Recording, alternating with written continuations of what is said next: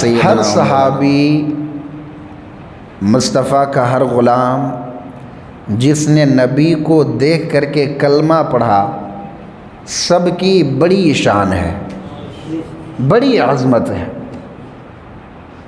لیکن سارے صحابی حضور کے مرید ہیں اور حضور کائنات کے پہلے پیر ہیں، تو نہ کوئی محمد جیسا پیر مل سکتا ہے، نہ ابو بکر جیسا مرید مل سکتا ہے۔ ہر صحابی حضور کا مرید ہے۔ مرید کون ہوتا ہے؟ جو چاہتا ہے کہ پیر مجھے اپنا لے، یہ مرید ہے۔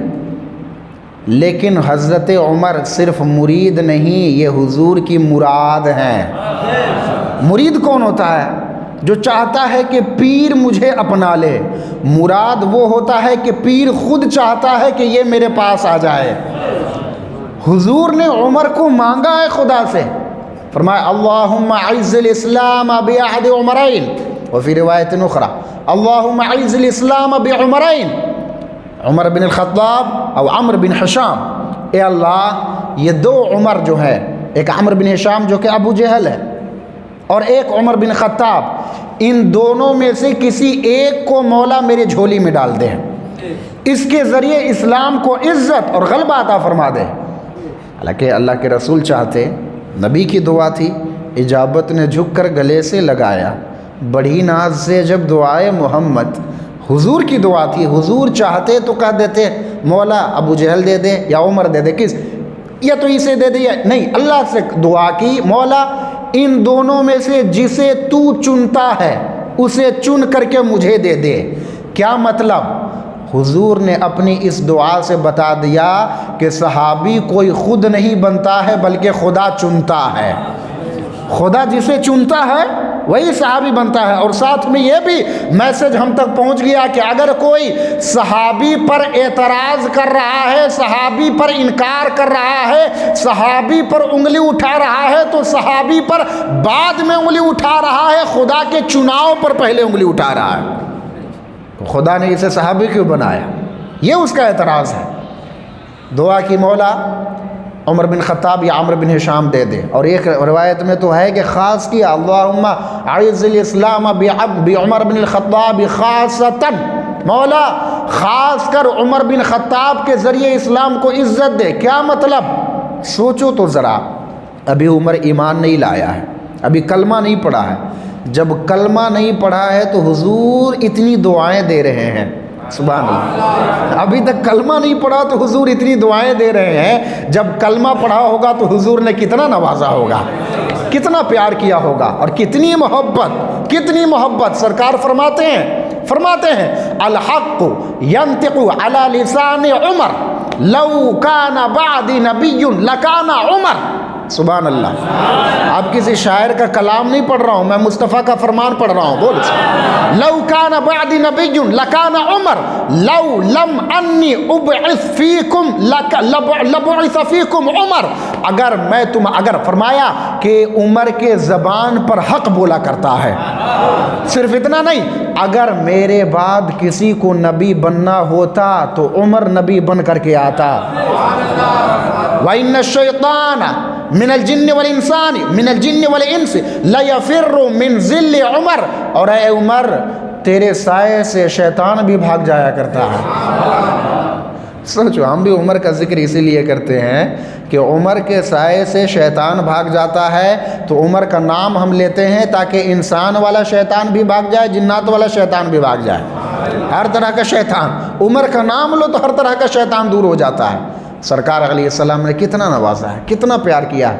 ذرا پوچھو نا مولا علی سے، ہمارے لیے سند مولا علی سے بڑھ کر کے تو کوئی نہیں۔ مولا علی نے جو کہہ دیا، بتا دیا، حق ہے۔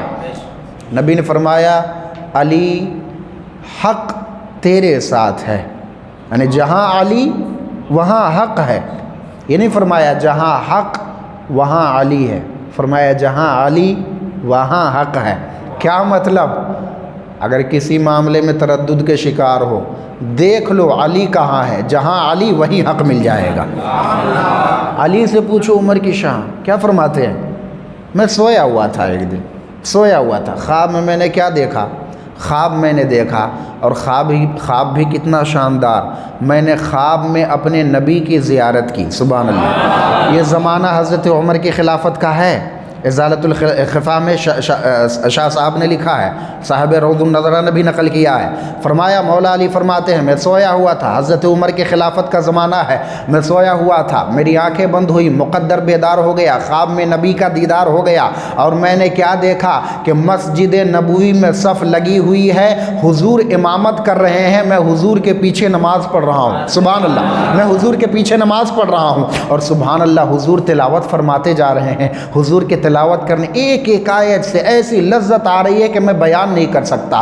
حضور نے نماز مکمل کی، نماز مکمل کرنے کے بعد ممبر سے ٹیک لگا کر کے آپ ٹیک لگا کر کے بیٹھ گئے۔ میں نے دیکھا تھوڑی دیر کے بعد ایک بڑھیا آئی، اپنے سر پر کھجوروں کا ٹوکرا لے کر کے آئی اور سرکار کے بارگاہ میں رکھ دیا۔ سرکار علیہ السلام نے اس کھجور کو اپنے سامنے دیکھا، کہا کہ سارے صحابہ کو بانٹنا ہے۔ مجھے حکم دیا اے علی اس کھجور کے ٹکڑے کو، اس کھجور کو سارے صحابہ میں تم تقسیم کرو، لیکن تقسیم کرنے سے پہلے حضور نے 2 کھجور مجھے پہلے دے دی۔ میں نے کھایا تو مجھے کیا محسوس ہو رہا ہے، میں حالانکہ کھجوروں کے باغوں میں رہا کرتا ہوں، میں مدینے میں رہا کرتا ہوں، میں نخلستان میں رہا کرتا ہوں، لیکن آج جو کھجور کے اندر سے مجھے مٹھاس ملی ہے، اس سے پہلے اتنی لذت والی کوئی کھجور میں نے نہیں کھائی تھی۔ اور کیسے کھا سکتے ہو کہ اب سے پہلے تو پیڑوں نے تجھے کھجور دیا تھا علی، آج تجھے آمنہ کے لال نے کھجور دیا ہوا ہے، خواب میں کھجور کھا رہے ہیں۔ میں سوچ رہا ہوں کاش حضور مجھے اور بھی کھجور دے دیتے، اتنی میٹھی کھجور ہے، اتنی مٹھاس ہے،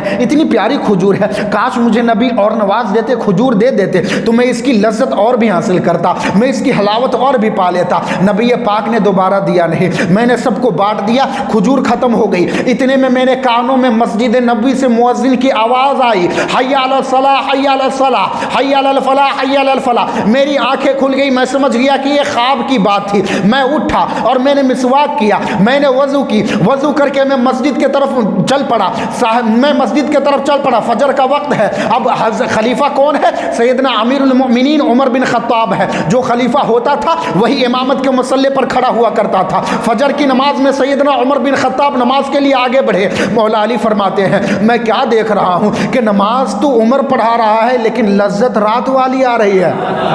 بولو بولو بولو سبحان اللہ۔ نماز تو تلاوت تو عمر کر رہا ہے لیکن مٹھاس رات والی مجھے آ رہی ہے، مٹھاس خواب والی آ رہی ہے۔ اب سیدنا عمر نماز پڑھاتے چلے گئے، تلاوت کرتے چلے گئے، ایک ایک آیت کی قرات کرتے چلے گئے۔ نماز جب مکمل کی، نماز مکمل کرنے کے بعد سیدنا عمر ممبر سے ٹیک لگا کر کے بیٹھ گئے، ممبر سے ٹیک لگا کر کے بیٹھ گئے۔ مولا علی فرماتے ہیں میں تعجب کی حالت میں، یہ کیا ہو رہا ہے؟ جو خواب میں دیکھا وہ یہاں بھی ہو رہا ہے۔ ابھی میں یہ سوچ ہی رہا تھا، تب تک میں نے دیکھا گیٹ کے سامنے سے دروازے سے ایک بڑھیا آئی، اپنے سر پہ کھجور کا ٹوکرا لے کر کے آ گئی، اپنے سر پہ کھجور کا ٹوکرا لے کر کے آ گئی اور سرکار اور سیدنا عمر کے سامنے رکھ دیا اور کہا حضور یہ سارے صحابہ کے درمیان میں تقسیم کر دیجئے۔ ابھی میں اپنے حیرت و استعجاب کے عالم میں ڈوبا ہی تھا، عمر نے اشارہ کیا اے علی آؤ اور تم اس کھجور کو بانٹو۔ عمر نے اشارہ کر کے کہا علی تم اس کھجور کو بانٹو۔ میں نے بانٹنا شروع کیا تو بانٹنے سے پہلے حضرت عمر نے ٹوکرے میں سے اٹھا کر کے 2 کھجور مجھے دے دی اور کہا عمر یہ لو کھا لو۔ میں نے کھایا، اے لوگوں میں جھوٹ نہیں بولتا، مجھے کیا محسوس ہوا؟ کھجور تو مجھے عمر نے دی تھی لیکن مٹھاس مجھے خواب والی آ رہی تھی، مٹھاس اور حلاوت خواب والی آ رہی تھی۔ میں سوچ رہا تھا کاش مجھے اور کھجور دے دیتے عمر اٹھا کر کے، مجھے اور کھانے کی اجازت مل جاتی۔ میں بانٹتا چلا گیا، بانٹتے بانٹتے سارے صحابہ کے بیچ میں تقسیم کر دیا، کھجور ختم۔ میں سوچتا رہا کاش مجھے عمر اور دیتے۔ عمر نے بلا کر کے کہا اے علی اگر خواب میں نبی نے تجھے دوبارہ دے دیا ہوتا تو آج عمر بھی تیرے ہاتھ میں دوبارہ کھجور کو رکھ دیتا۔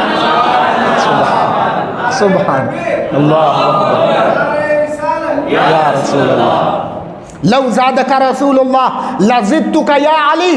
اے علی اگر خواب میں نبی نے زیادہ کھجور دی ہوتی تو میں بھی تمہیں زیادہ کھجور دیتا۔ مولا علی حیرت کے عالم میں، اے عمر یہ سارے خواب تو میں نے اکیلے خواب نیند کی حالت میں دیکھے تھے، آپ کو کیسے پتہ چل گیا؟ سیدنا عمر نے کہا تم نے حضور کی حدیث نہیں سنی؟ نبی نے فرمایا ہے اتقوا فراست المؤمن فإنه ينظر بنور اللہ۔ اے لوگوں مومن کے فراست نظر سے بچا کرو کیونکہ مومن جب دیکھا کرتا ہے تو اللہ کے نور سے دیکھا کرتا ہے۔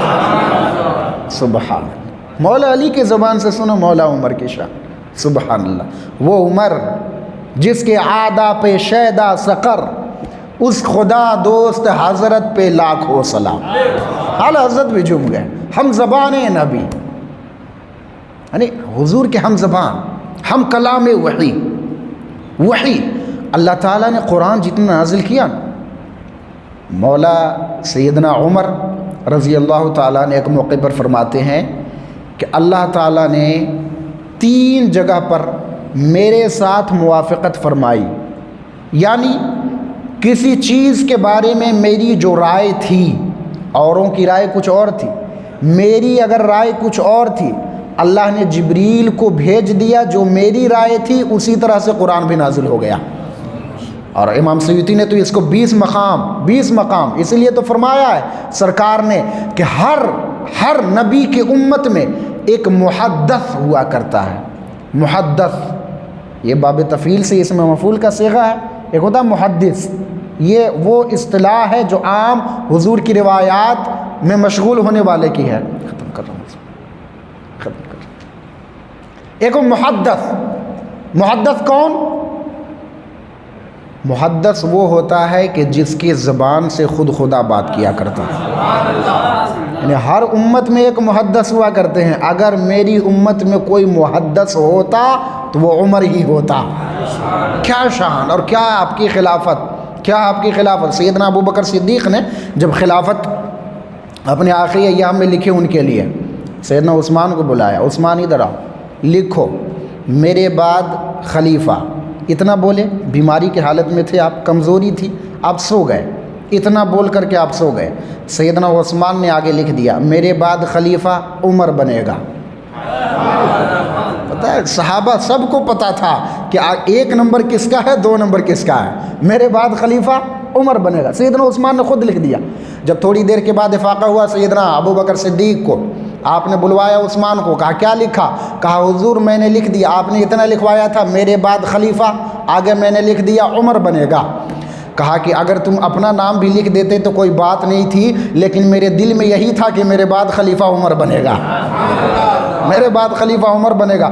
سیدنا عثمان لے کر کے آئے باہر میدان میں صحابہ کے سامنے، لوگوں امیر المؤمنین نے اپنی وصیت لکھ دی ہے، خلافت کس کو آگے جائے گی؟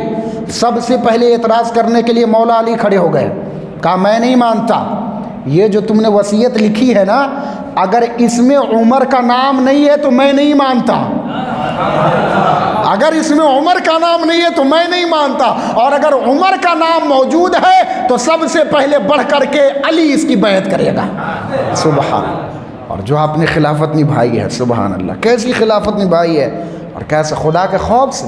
فرمایا کرتے تھے بصرہ کے علاقے میں ایک اگر چھوٹا سا گڈھا ہو، اس میں اگر چلتے ہوئے کوئی اونٹ گر جائے، اس کے مالک کو نقصان ہو جائے، تو کل قیامت کے میدان میں اگر خدا اس کے بارے میں بھی مجھ سے پوچھ لے گا تو میں جواب نہیں دے سکتا۔ یہ عمر حکمران ہے جو 22 لاکھ مربع میل پہ حکومت کرتا، اس کو اتنا خوف ہے، 22 لاکھ مربع میل پہ حکومت کرنے والا۔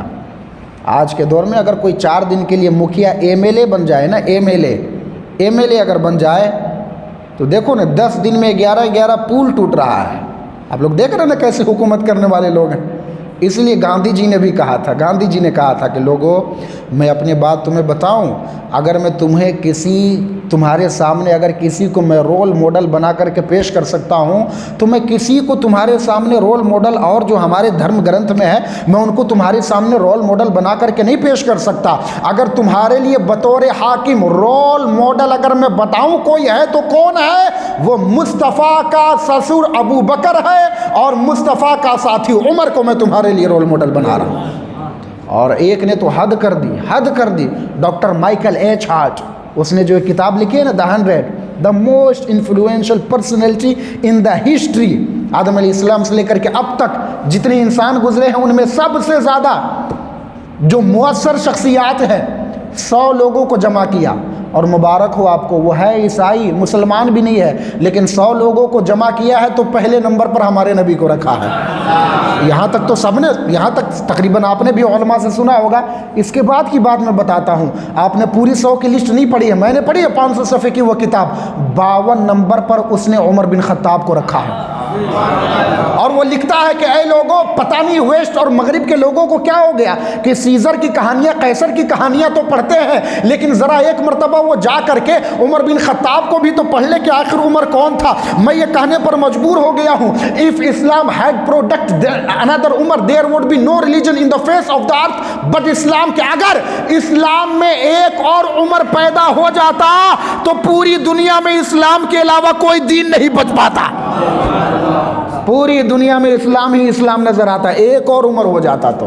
اور ایک تو نیلسن جو بات کرتا ہے وہ موازنہ کرتا ہے، Alexander the great, Sikandar the great, اس کو مہان کہا جاتا ہے، اس نے ایک چارٹ بنایا ہے، ایک طرف عمر فاروق کا ذکر ہے، ایک طرف الیگزینڈر کا ذکر ہے۔ وہ کہتا ہے Alexander's empire vanished just 5 years after his death۔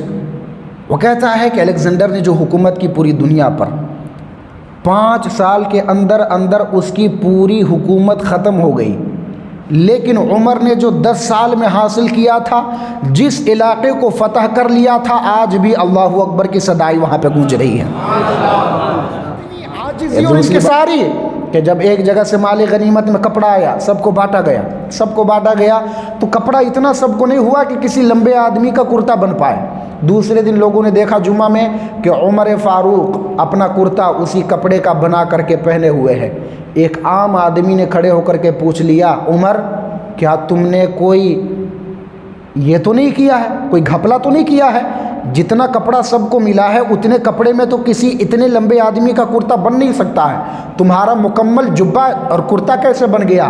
عمر فاروق دیکھو اتنا بڑا بادشاہ ہے، اس کو سامنے اس کی غلطی پر ٹوک دیا جاتا ہے، عمر ناراض نہیں ہوتا۔ آج کے بادشاہوں کو، آج کے حکمرانوں کو اگر ان کی غلطی کو ہائی لائٹ کر دو تو فوراً ED پیچھے لگ جاتی ہے، جیل جانا پڑتا ہے، لیکن عمر اتنا بڑا بادشاہ، آدھی دنیا کا بادشاہ، وہ کیا کہہ رہا ہے؟ ہاں لوگوں، بات ایسی ہی ہے، جتنا کپڑا مجھے ملا تھا اس میں واقعی میرا کرتا تو نہیں بن پائے گا، لیکن وہ دیکھو میرا بیٹا عبداللہ ابن عمر ہے، میں نے اس کے حصے کا بھی کپڑا اپنے میں سما لیا، تب جا کر کے میرا کرتا بنا۔ اتنا عاجز انسان، اور کبھی اپنے لیے دولت نہیں بنایا، اپنے لیے بلڈنگیں نہیں بنائی، اپنے لیے کوٹھیاں نہیں بنائی، یہاں تک کہ جانے لگے تو جاتے وقت بھی اپنے بیٹے کو اپنے طرح بادشاہ بنا کر کے نہیں گئے، بلکہ کہا کہ وہ میرا عبداللہ ابن عمر جس کو بیوی کو طلاق دینے کا ہنر نہیں پتا، میں اسے کیوں بناؤں گا؟ میں کیا کرتا ہوں، لوگ بہت سارے ہیں، 6 لوگوں کی کمیٹی بنا دی، عثمان ہے، علی ہے، اور سب کو کمیٹی بنا کر کے کہا ان 6 میں سے یہ مسلمان جس کو پسند کر لیں گے وہ خلیفہ ہوگا۔ سیدنا عمر فاروق، کیا کیا ان کی باتیں کی جائے، اگر دیکھا جائے قرآن مجید میں اللہ فرماتا ہے جو میں نے آیت پیش کی، یا ایھا النبی حسبک اللہ ومن اتبعک من المؤمنین، اے نبی آپ کے لیے اللہ کافی ہے اور جو مومنین آپ کے غلام ہیں وہ غلام آپ کے لیے کافی ہے۔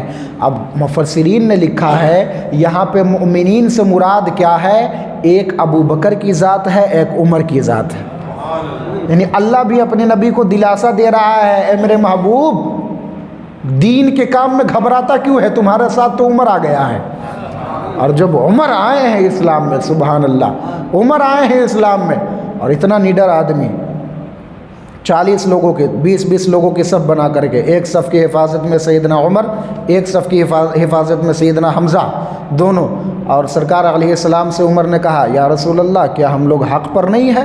کیا ہمارا دین سچا نہیں ہے؟ کہا بالکل سچا ہے، پھر ہم لوگ چھپ کے کیوں عبادت کر رہے ہیں؟ کہا چھپنے کی کوئی ضرورت نہیں ہے، تو بولو کیا کیا جائے؟ کہا عمر نے کہا یا رسول اللہ چلیے اب ہم لوگ کعبہ کے سامنے جا کر کے نماز پڑھیں گے۔ جس دن عمر ایمان لائے پہلی مرتبہ مسلمانوں نے کھل کر کے کعبے کے سامنے نماز ادا کیا۔ بلکہ میں یہ کہوں کہ جب عمر اسلام کو ملا، جب عمر کو اسلام ملا اور جب عمر اسلام کو ملا تو عمر سے پہلے اسلام کمزور ہوتا جا رہا تھا، اس کی عمر کم ہو رہی تھی۔ جب عمر اسلام کو ملا تو اسلام کو نئی عمر مل گئی۔